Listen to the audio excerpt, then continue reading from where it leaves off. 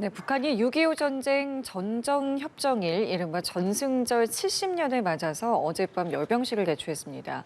중국과 러시아 대표단이 참석한 가운데 김정은 위원장이 공개 연설을 했을지 주목되고 있는데요. 열병식에 앞서 김정은 위원장은 러시아 국방장관과 함께 무기 전시회를 관람했습니다. 열병식에 신형 무인기 그리고 화성 17형 ICBM을 등장시켰을 가능성이 제기되고 있는데요. 오늘 관련 내용들 전문가와 이야기 나누겠습니다. 양욱 아산정책연구원 연구위원 나와 계십니다. 어서 오십시오. 네, 안녕하십니까. 안녕하세요. 어제 이제 정전 70주년 기념식 우리나라에서는 열렸고 예. 북한에서는 같은 날이 또 전승절 70주년입니다. 예. 같은 날이 다른 이름으로 불리고 있는 지금 이 상황에 대해서 좀 먼저 얘기해보고 싶은데 예. 좀 어떤 생각하고 계십니까? 자, 일단은 이게 어떻게 보면 체제 차이를 극명히 보여주는 것이겠습니다. 사실은 뭐 여러분 다 아시겠지만은 6.25란 이 비극 자체가 북한의 남침으로 시작이 됐고 네. 사실은 북한의 전쟁의 목적은 결국은 한반도를 전부 석권하겠다. 그래서 소위 영토 완정이다라고 얘기하는 북한의 그러한 목적을 달성하지 못했던 거죠. 그럼 결국 이 전쟁은 북한이 패배한 겁니다. 우리가 막아냈다고 한다면 이건 승리를 한 것이고요. 그런데 정작 북한은 이날을 지금 전승절, 승전 기념일로 삼아서 이렇게 대대적으로 홍보를 하고 있다는 것이죠. 네. 한마디로 이 북한이라는 체제 자체가 얼마나 거짓에 바탕하고 있는지 보여주는 전형적인 행태라고 볼 수 있습니다. 반면에 우리 대한민국에서는요, 이 정전기념일 관련 행사들 보시면 아시겠지만은 하와이에 있던 우리 그 전사자분들을 고국으로 예. 70여 년 만에 돌려받기도 했고요. 네. 자, 그다음에 사실 우리는 이 날을 굉장히 조용히 그리고 이 국가를 위해서 희생하신 분들, 나라를 지키기 위해서 희생하신 분들을 기념하는 그래서 이렇게 애도하는 그러한 날로 삼고 있습니다. 우리가 적의 공격을 막아내긴 했지만 여전히 비극이고 네. 그래서 이 부분을 잊지 않겠다라고 접근하고 있는 것이고요.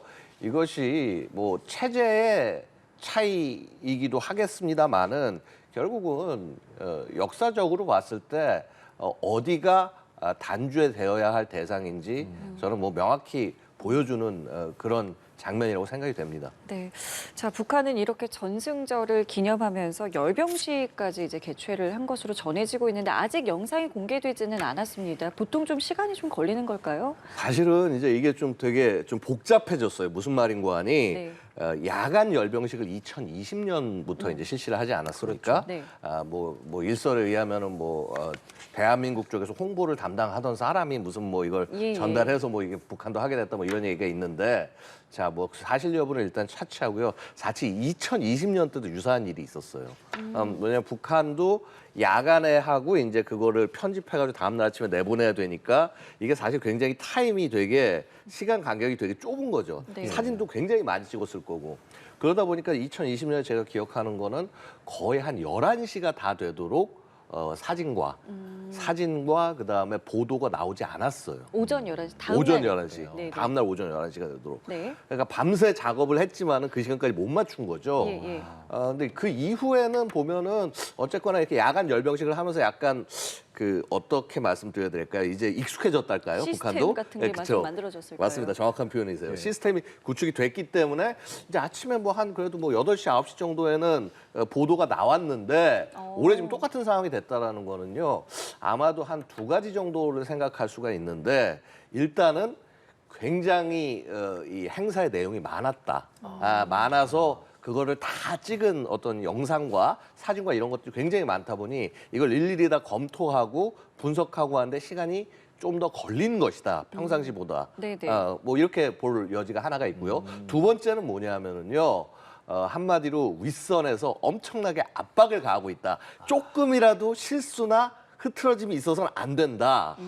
어떤 그러한 지침에 의해서 굉장히 그러니까 뭐 사진 하나하나 구석구석까지 살펴보면서 혹시 그런 실수나 이런 것들을 없애고 또 뭐 한편에서는 뭐 만약에 필요하다면은 편집을 하는 과정에서 무언가를 지우거나 이제 없애거나 수정하고 아마 이런 작업들이 같이 따라가기 때문이 아닌가. 뭐 사실은 이 두 가지가 다 적용이 될 수도 있고요. 네네. 자, 어쨌거나 여기서 느낄 수 있는 건 북한이 이 70주년이라고 하는 것을 어떻게든 강조해서 이것을 김정은의 업적과 연결시키기 위해서 굉장히 노력을 하고 있다라고 하는 것을 사실 이걸 통해서 알 수 있는 거죠. 위에서 아직 검토를 하고 있는 중일 수 있다. 뭐 이런 가능성. 뭐 사실 저희 뭐 언론에선 데스킹이라고도 표현을 하는데 예, 맞습니다. 저희가 이 관련해서는 뭐 영상이나 사진 들어오는 대로 바로 전해드릴 텐데 지금 위원님께서는 그럼 이번에 공개될 사진이라든지 동영상 같은 것들 좀 어떤 부분에 가장 주목하고 계십니까? 사실은 그렇습니다. 이 어제 혹시 기억하시겠을지 모르겠습니다만요. 그 전날에 있었던 세르게이 쇼이구 국방장관이 그 북한 방문을 해서 네. 그다음에 소위 그 무장 장비 전시회, 소위 이제 우리 무기 네네. 전시회죠. 거기에 가서 이제 했던 그런 장면들을 굉장히 많이 강조를 했어요. 그래서 거기에 나왔던 무기 체계보다 더 새로운 게 나올 게 과연 있을까? 이미 지금 공개된 거. 예. 그래서 이미 무장 장비 전시회를 통해서 무기 체계들은 이미 거기서 주요한 것들은 거의 공개가 된 것이다. 그렇다고 한다면 전승절에서 과연 보여줄 수 있는 그런 소위 그림, 이미지. 네. 사실 우리 북한이라고 하면 프로파간다에 굉장히 집중하는 그런 나라이기 예. 때문에 그렇다면 이걸 뭘 보여주려고 할까? 뭔가 새로운 장비나 능력보다는 네. 기존에 있는 능력들이 이미 다 잘 배치가 되어 있다. 혹은 과거 구형 장비들 전부 치우고 이제 세대 교체를 완전히 맞췄다. 그래서 어떠한 상황이든 우리가 뭐 예를 들어서 뭐 소위 북한이 계속 얘기하는 핵 전쟁, 뭐 교리 얘기하면서 핵무력 정치법 얘기하면서 언제든 뭐 남한 우리 핵으로 선제 타격한다 이런 얘기를 하는데 예. 그런 능력들을 쫙 보여줄 수 있는 그런 열병식이 되지 않을까. 플러스 네. 사실은 70주년이기 때문에 네. 6.25에 관한 메시지도 많이 집어넣을 거고요. 지금 이 전반적인 흐름에서 지금 최근 북한의 행동을 보면 알 수 있는 것이 자, 북한이 지금 혼자 힘듭니다. 네. 자기 혼자 이런 상황들 특히 이제 국제사회 압박을 버텨내기 힘들기 때문에 네. 자꾸 중국, 러시아에 연대 손길을 보내고 있어요. 우리는 반미, 반제국주의 연대를 해온 국가들 아니겠냐. 네. 사실은 이 6.25 전쟁이란 것 자체가 북한이 결국은 중심이 돼서 그 중국과 소련을 끌어들여 가지고 해서 전쟁을 한 그거기 때문에 사실은 소위 그 북한이 원하는 그런 그 삼각 연대 부활을 위해서 굉장히 중요한 행사거든요. 네. 그렇기 때문에 그 의미를 살리기 위해서 굉장히 많은 노력을 할 것이다. 그런 부분들이 네. 아마도 행사에 그대로 적용되지 않을까 생각이 됩니다. 네. 앞서 쇼이구 장관과의 만남에 대해서 언급을 해주셨고 저희도 앞서 지금 계속해서 자료 화면으로 나간 모습인데 마치 좀 무기 쇼핑이라고 해야 될까요? 이게 무기를 전시회를 이제 방문한 모습과 저 화면이 저에게도 굉장히 좀 낯설고 이례적이었는데 예. 어떻게 좀 보셨습니까?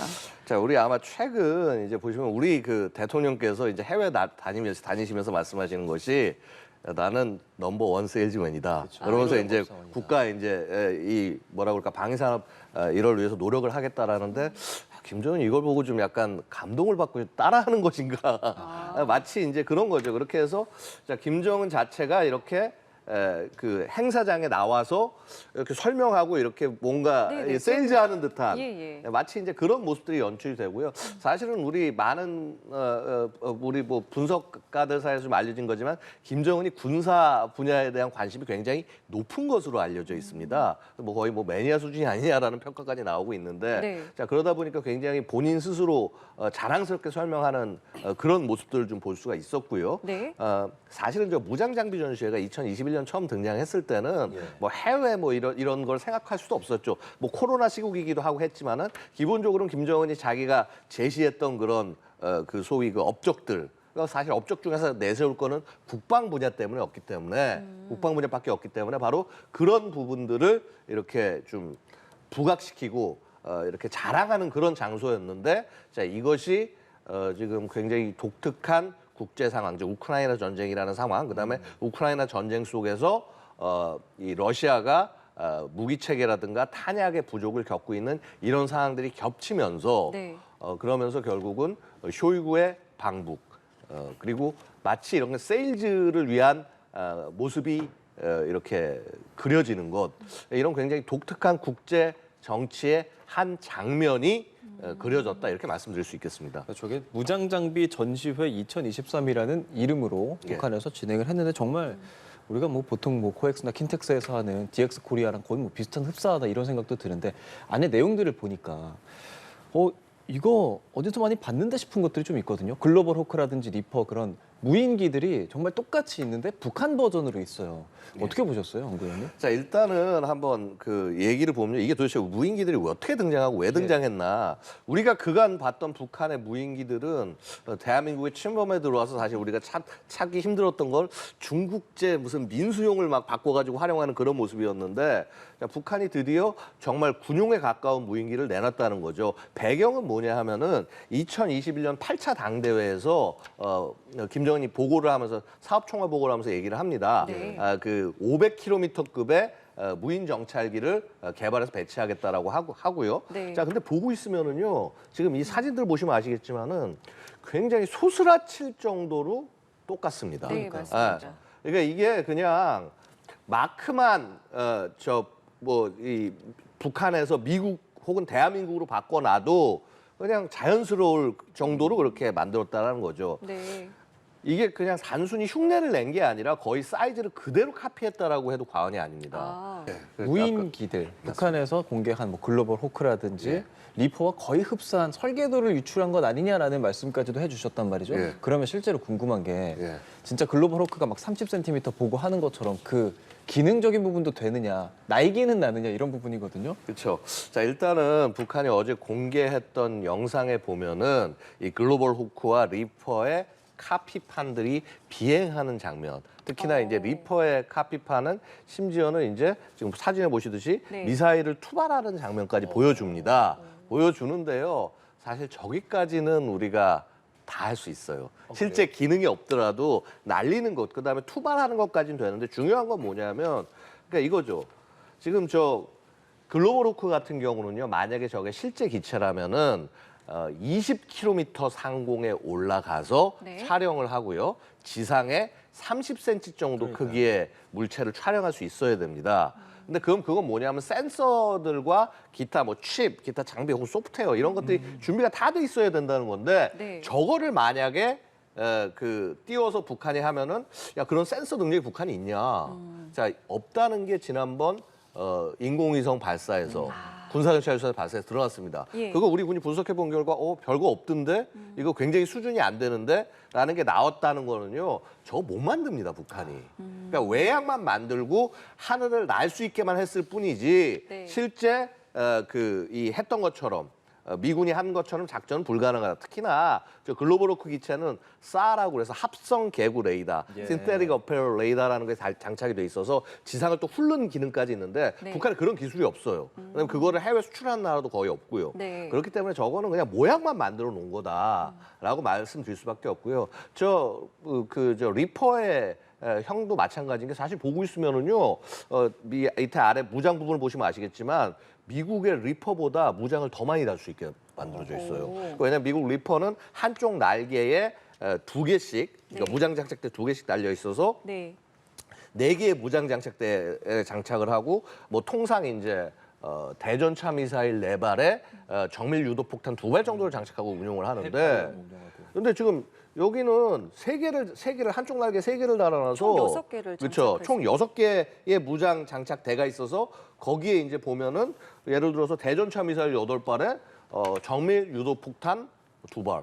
이거는 야 이거 대단하다. 어떻게 미국보다 훨씬 더 잘 만드냐. 야 북한 세계 최고다. 세계 최고 능력을 가졌다라고 북한은 얘기하고 싶은 겁니다. 아, 그럼 저 소위 말해서 얘기하는 사실은 저 항공기 자체도 중요하지만 항공기 투발하는 무장 성능이 굉장히 중요하거든요. 네네. 특히 저게 흉내낸 게 헬파이어라는 미사일을 흉내를 낸 건데요. 이 헬파이어 미사일은 거의 세계에서 거의 최고 수준으로 치는 대전차 미사일이고 지상 표적을 공격하기 위해 사용되고 최근에는 심지어는 뭐 예를 들어서 그 테러범들 암살하는데 사용할 정도로 굉장히 정밀한 미사일이에요. 네. 그런 정밀도를 북한이 구현을 했냐? 그럼 저 미사일을 북한이 평상시에 만들어가지고 운용을 했냐?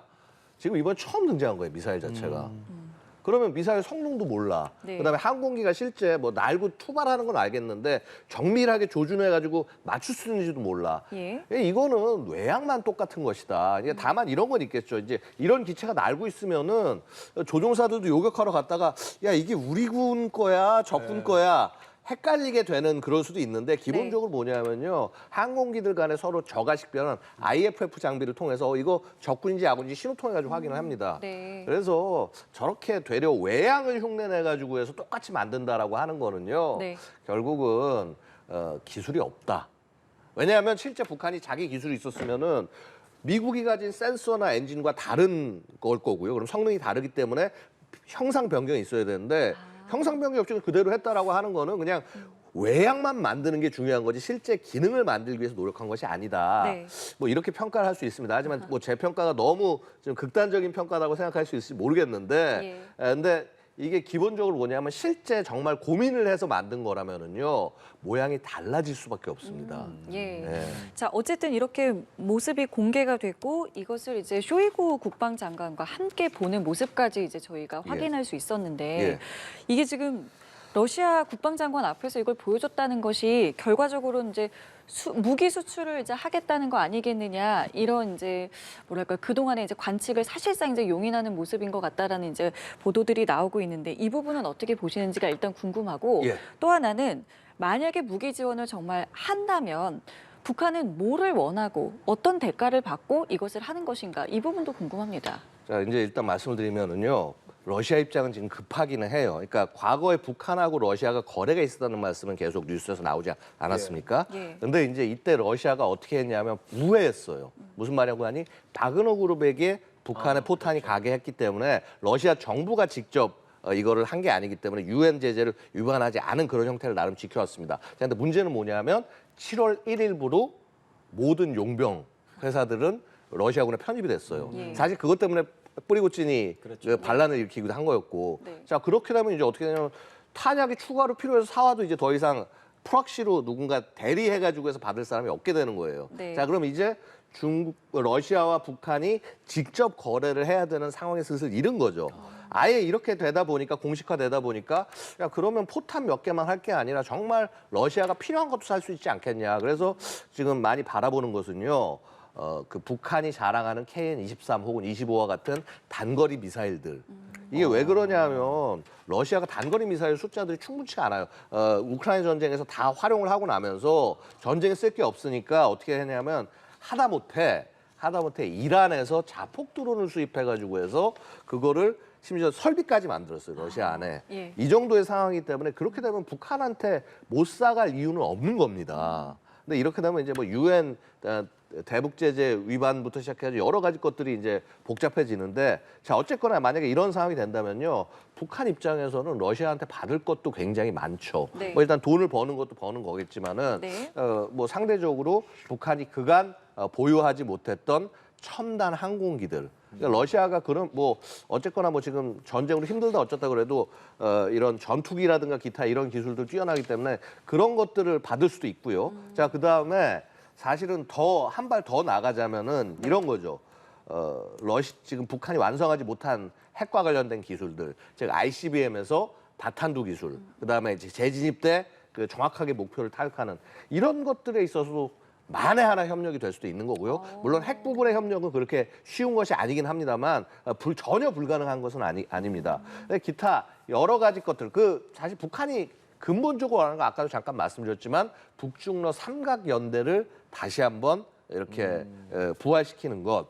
그래서 그런 부분에서 정치적 목표도 달성하고 군사적으로도 부족한 부분들을 보완을 하는 네. 어떤 그런 접근이 충분히 가능하다. 그래서 사실 이 부분을 우리가 정부에서도 그냥 바라만 볼 수 있는 것은 아니고요. 네. 어떤 형식으로든 지금 대응에 나서야 되는 상황이라고 말씀드릴 수 있겠습니다. 예. 자, 말씀 중에 지금 속보도 나왔습니다. 북한 열병식에 뭐 저희가 예상했던 것처럼 김정은 위원장은 참석을 했다라는 속보고요.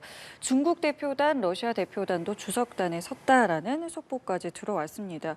뭐 아직 뭐 구체적으로 이제 뭐 정확한 이제 영상들이 나온 건 아니기 때문에 좀 하나하나 나오는 속보들을 보면서 저희가 당시의 상황이 어땠는지를 좀 예상을 해보게 되는 것인데 하나 궁금한 것은 이제 그렇다면 김정은 위원장은 저렇게 대표단들 앞에서 과연 연설을 했을 것인가 했다면 뭐 어느 정도 수준의 발언들을 내놨을 것인가 이 부분일 텐데요. 어떻게 좀 예상하세요? 사실은 이제 김정은이 연설을 한 해도 있고 하지 않은 해도 있고 네네. 이제 왔다 갔다 했죠. 네. 아마 지난번에는 특별한 연설이 없었던 걸로 기억을 예, 하는데 맞습니다. 이번에는 그렇기 때문에 되려 연설이 있을 가능성이 높다. 특히나 70주년을 기념을 하는 중요한 행사이기 때문에 정치적 메시지를 보낼 가능성이 높고요. 그래서 바로 그럼 중국과 러시아 대표단이 참석한 가운데 했다라고 한다면 그렇죠. 결국은 다시 한번 북중러의 이런 협력, 특히 미국, 반미, 반미 연대 전선을 구성해야 된다라고 하는 그런 메시지를 담을 가능성이 상당히 높다라고 생각을 합니다. 또한 네. 당연히 그를 위해서는 북한이 핵 보유국으로서 이렇게 뭐 책임 있는 그런 활동을 해야 된다. 뭐 아마 이런 내용들을 포함하면서 네. 자기 자신들의 핵 무장, 그다음에 소위 김정은을 비롯한 소위 김씨일과 독재의 정당성 이런 것들을 이렇게 섞어내면서 그러면서 일종의 어떤 체제의 승리 이런 부분들을 그 뭐라고 그럴까 프로파간다로 내세울 것이라고 생각이 됩니다. 지금 속보에는 이렇게 김정은 위원장이 참석했다는 내용까지 확인이 됐는데 그럼 또 궁금한 게 이게 2월달 건군절 그 당시 열병식 때 딸 김주혜 오지 않았습니까? 예. 이번에 등장을 했을까도 좀 궁금하거든요. 뭐 등장을 했을 가능성도 충분히 있습니다. 있지만은요 맥락은 다르지 않을까 생각이 됩니다. 왜냐하면 지난 2월 열병식 때 김주혜의 모습을 보면 아버지와 같이 손잡고 나가서 네.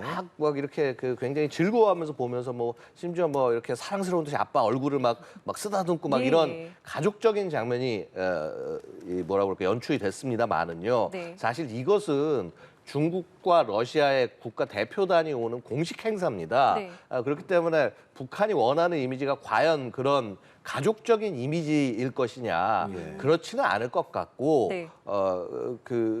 매우 공식적이고 엄숙한 분위기에서 진행될 가능성이 높기 때문에 네. 김주혜가 등장을 하더라도 그 이전과 같은 장면이 뭐 다정하거나 뭐 다감한 그런 장면이 연출될지는 좀 솔직히 잘 모르겠습니다. 예, 그 짧게 지금 나온 속보까지 좀 여쭤볼게요. 이게 예. 지금 저희가 어떤 신무기가 좀 등장을 열병식에 했겠느냐에 대해서도 많은 관측들이 있었는데 일단 화성 18형 ICBM이 등장을 했다고 하고요. 저희가 앞서 이야기했던 어떤 무인기에 대한 부분도 좀 등장을 한 것 같은데 예. 뭐 짧은 뭐 한 줄이긴 합니다만은 저 모습을 보고 좀 어떤 것들 연상하실 수 있으실까요? 사실 북한이 내세우고 싶은 거를 지금 딱 보여주는 겁니다. 고체 연료. 왜냐하면 그렇죠. 지난 2월에 기억을 하시면은요, 화성 17, 화성 15, 17 쫙 합쳐가지고 해서 발사 차량이 화성 17이었죠.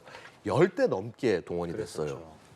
그래서 결국 뭐냐면 그렇게 우리가 엄청난 핵 무력, 미국을 때릴 수 있는 ICBM 전력을 갖고 있다는 걸 과시하는 건데. 네. 지금도 결국 뭐냐 하면은 화성 18이라는 고체 연료 숫자가 몇 개 등장했는지 모르겠습니다. 지난번에는 4대가 등장을 했는데 네. 숫자가 조금 더 그 사이에 더 늘었을 수도 있고요. 자, 어쨌거나 이렇게 쫙 하면서 우리는 지금 실전적인 능력을 갖추고 있다는 걸 보여주는 거고 네. 사실 무인기 비행시키는 것도 사실은 그렇습니다. 무인기 비행이 그다지 의미가 없거든요.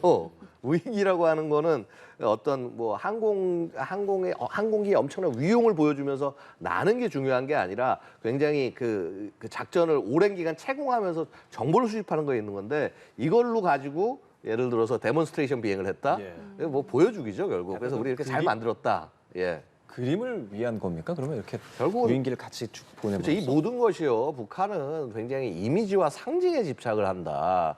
보여주는 것에 굉장히 집착을 한다.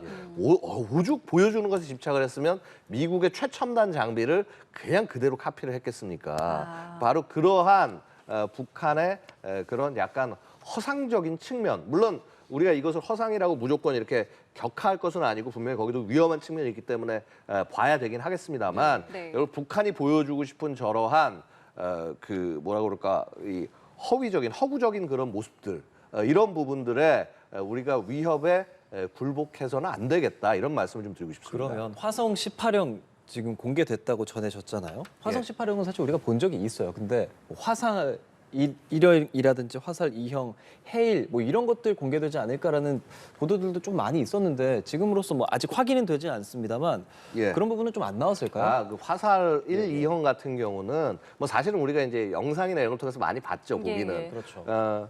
그 열병식이 안 나왔던 것은 아닙니다. 화살 1, 2가 발사 차량만 나온 적이 굉장히 여러 차례 있고요. 네. 차량이 나온 적이 있고, 근데 북한이 여태까지 열병식을 하는 과정에서 이렇게 미사일만을 따로 이렇게 쭉 꺼내서 이렇게 보여주는 것은 사실은 SLBM 같이 이렇게 지상에 운반 차량이 없는 곳에서만 그렇게 나오고요. 그래서 화살 1형이라든가 2형을 이렇게 뭐 차량에 싣고 이렇게 디스플레이로 보여주면서 나오는 것은 북한이 열병식을 하지 않습니다. 그래서 그럴 가능성은 낮다고 보고, 사실 그런 것을 대신해 주는 것이 바로 무장장비 전시회라는 행사입니다. 그래서 그것이 이제 직접 뭐 노출된 채 나온 적은 없지만은, 자, 어쨌거나 그런 장비들은 전부 다 나올 가능성이 있다. 뭐 이렇게 말씀을 드릴 수 있고요. 네. 사실 뭐 이렇게 완벽하게 새로운 장비들이 등장해서 나오는 것이 뭐 한두 개 정도 있을 수도 있겠습니다. 네. 있을 수 있겠습니다만은, 네. 저는 지금 북한이 이미 개발할 수 있는 여러 가지 것들을 상당 부분 이미 개발해서 보여주는 상태고요. 예. 사실 저거를 완성시키는 것도 되게 어려운 일인 거죠. 네. 그래서 아마도 지금 북한이 보여줄 것은 아마도 그것이 이제 우리가 수량적으로 완성을 해서 양산을 해서 많이 대량 생산을 해서 이제 실전 부대에 배치할 만큼 이렇게 많이 가지고 있다라고 하는 것을 보여주지 않을까 이렇게 생각을 하고 있습니다. 예. 계속해서 전해드리고 있습니다마는 어젯밤 북한 평양 김일성 광장에서 대규모 열병식이 개최됐고요.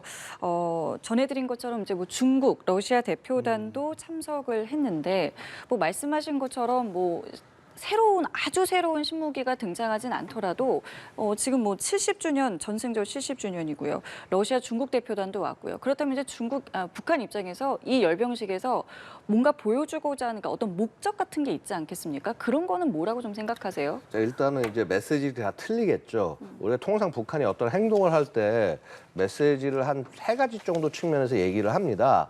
그러니까 이제 미국에 대한 메시지, 그다음에 대한민국에 대한 메시지, 그다음에 북한 내부에 대한 메시지, 이렇게 네. 3가지들을 보통 통상 관점에서 얘기를 하는데, 사실 저는 이번 열병식에서는 거기에 관점이 한 가지 더 추가된다고 봅니다. 즉 중국과 러시아에 대한 메시지도 당연히 담아 있겠죠. 네. 그래서 그런 측면에서 봤을 때 일단 뭐 미국과 한국에 대한 메시지를 하나서 묶어서 본다면은, 자, 이제 북한이 갖고 있는 핵과 관련된 능력은 이제 더 이상 이 불가역적이다. 소위 뭐 비핵화 이런 거 얘기하지 마라. 이제 우리는 다 핵 배치, 실전 배치 다 끝나고 이제 언제든 너희 때릴 수 있다라고 하는, 타격할 수 있다라고 하는 그런 메시지를 이 안에서 어떻게든 표현을 할 겁니다. 그리고 또 똑같이 바로 그런 모습을 보여줬기 때문에 북한 주민에 대한 메시지는, 자, 이제 우리는 완벽하게 핵 능력을 갖췄고 이제 소위 이 적들에 대해서 이 미제국주의, 그다음에 뭐 괴뢰, 뭐 남한 정부에 대해서 우리는 이길 수 있다. 예. 아마 이제 이런 메시지를 가질 거고요. 플러스 러시아와 중국에 대해서는, 자, 우리가 이렇게 미국이나 이 대한민국에 대적할 수 있을 만큼 그런 플레이어다. 솔직히 국제 정치의 중요한 행위자다. 그렇기 때문에 네. 이제 우리와 협력을 하는 것이 당신들에게도 이득이다라고 하는 그런 메시지를 전할 가능성이 저는 있다고 봅니다. 그런데 지금 또 나온 속보에 의하면 이게 지금 하나씩 나오기 때문에 저희가 예. 실시간으로 지금 여쭤볼 수밖에 없는데, 예. 열병식에서 연설을 안 한 것 같다라는 그렇습니까? 속보가 나오고 있고, 예. 국방상이 연설을 했다고 합니다. 예. 참석은 한 것으로 전해졌는데 예. 연설은 직접 하지 않았다는 것, 그리고 지금 예. 그 자리에는 중국 대표단과 러시아 대표단이 함께 있다는 것, 어떤 의미로 좀 봐야 되겠습니까? 뭐 일단은 지금 연설을 자제했다라고 하는 것은 뭐 역시 어떤 메시지나 이런 부분에 있어서 사실 특별한 게 플러스 할 것이 없을 때, 특별하게 더하는 것이 없을 때 북한 김정은이 이렇게 연설하지 않는 경우들이 있다라고 말씀드릴 수 있습니다. 그러니까 약간 조금 저는 좀 의외로 생각이 되는데, 저희가 앞서 이야기했던 것과는 예. 좀 다른 지금 다른 속보인데요. 접근인데, 예. 뭐 조금 좀 저도 좀 더 분석을 좀 해봐야 되겠습니다만은, 아마도 뭔가 다른 메시지를 또 그럼 김정은이 준비하고 있는 것이 아닌가. 단순히 행사 이외에. 그래서 그런 부분들을 저는 조금 더 좀 주의 있게 볼 필요가 있겠다. 그래서 아직 지금 이 내용상으로 봤을 때 어떤 지금 국방상이 무슨 내용으로 연설했는지 제가 저희도 지금 보지를 아직 못해서 들어오지는 않았는데요. 그래서 그 부분을 좀 봐야지 뭐라고 해설이 가능하다고 그럼 요것만 짧게 말씀드릴 수가 있고요. 김정은 위원장이 참석을 한 가운데 이렇게 대리로 연설하는, 그러니까 국방상이라던가 누군가가 연설하는 경우는 뭐 종종 있습니까? 이 부분은 어떻습니까? 김정은이 연설 안 할 경우에 다른 인원들이 연설을 하는 경우도 충분히 있습니다. 충분히 있고요. 예. 그러니까 그래서 이것이 완전히 이렇게 이례적인 모습이다라고 얘기하기는 어렵고, 근데 다만 이제 70주년이라는 나름 큰 행사임에도 불구하고 여기서 김정은이 뚜렷한 메시지를 직접 내보내지 않았다라고 하는 것은 아마도 지금 김정은 입장에서 현 시점에서 보낼 메시지보다는 추후에 뭔가 추가로 메시지를 보낼 것이 있기 때문이 아닌가라고 생각을 할 수 있겠습니다. 예, 알겠습니다. 알겠습니다. 네, 김정은 위원장은 열병 측에서 지금 연설은 안 한 것으로 보인다. 그리고 중국과 러시아 대표단은 참석한 것으로 보인다는 속보까지 저희가 전해드렸습니다. 지금까지 양욱 아산정책연구원 연구위원과 말씀 나눴습니다. 오늘 고맙습니다. 예, 감사합니다. 감사합니다.